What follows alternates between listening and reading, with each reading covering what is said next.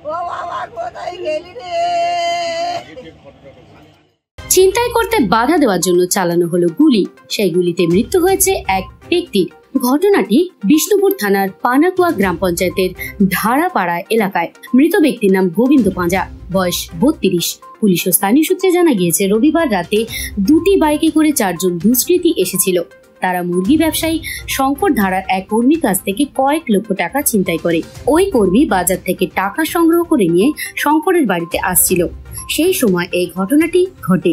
তবে দুষ্কৃতীরা টাকা ছিনতাই করে বাইক নিয়ে পালানোর সময় স্থানীয় কয়েকজন গ্রামবাসী মিলে তাদের ঘিরে ধরে।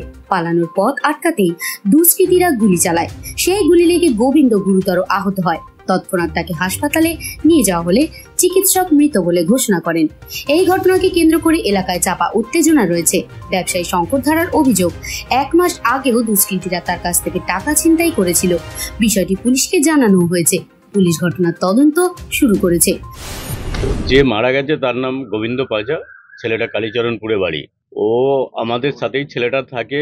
ওই যে মুনমুন চিকেন আছে না, ওর কর্ণধার শঙ্কর ধারার বাড়ি থেকে টাকাটা ছিনতাই হয়ে ওরা নিয়ে চলে যাচ্ছিল। আমরা রাস্তায় আটকানোর সময় ওরা ফায়ারিংটা করে। তাতে আমাদের গোবিন্দ বলে ছেলেটা গুলিবিদ্ধ হয়, সেই সঙ্গে আমরাও ছিলাম।